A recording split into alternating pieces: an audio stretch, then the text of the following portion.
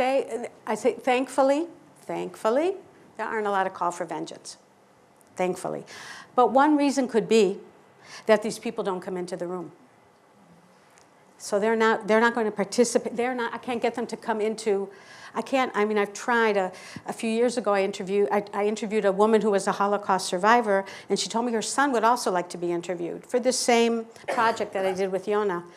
And she said, are you interested? And I said, sure, we want intergenerational aspect. And I called him, and I started telling him this is a joint Israeli-Palestinian project, at which point he started screaming at me on the phone. You're working with the Palestinians, you're a traitor, how can you listen to them? It's propaganda, they're going to use it for propaganda. And I said, I will listen to whatever you have to say, I'm not going to censor you. Your voice is as legitimate as anybody.